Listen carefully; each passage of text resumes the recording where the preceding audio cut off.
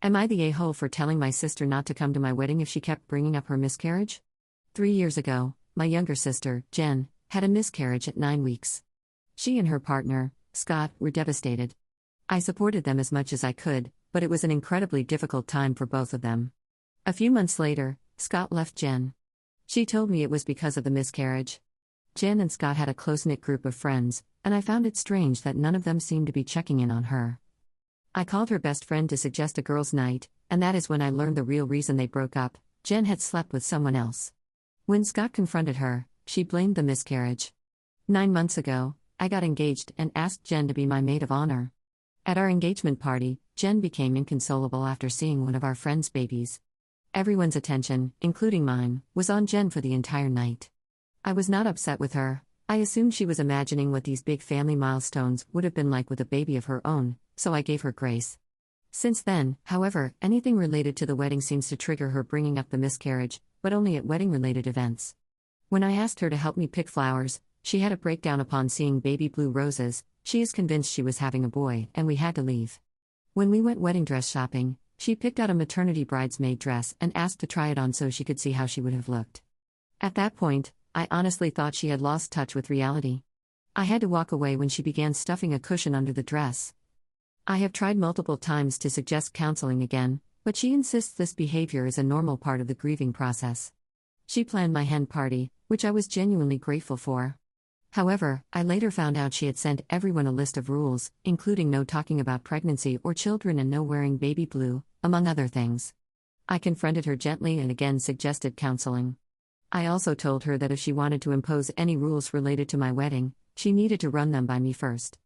Everything came to a head when one of my friends and bridesmaids announced she was pregnant and would be 7 months along at the time of the wedding. After the announcement, Jen called her and told her it would be best if she did not attend because Jen could not maintain her peace if she were reminded of the loss of her child. I lost it when I found out. I told Jen she was using her miscarriage to seek attention and that if she made one more demand or mentioned it at any wedding-related event, she would be uninvited. Regardless, she was no longer my maid of honor. Since then, Jen has told everyone that I removed her from the wedding because she was too upset about losing her baby. In retaliation, I told people the real reason she and Scott broke up.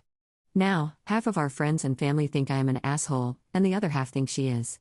I'm still extremely angry and stuck wondering whether my anger is justified or whether I should have been more understanding. Am I the a-hole? Edit. A few people have said I went too far by telling others why Jen and Scott broke up, and I can accept that criticism.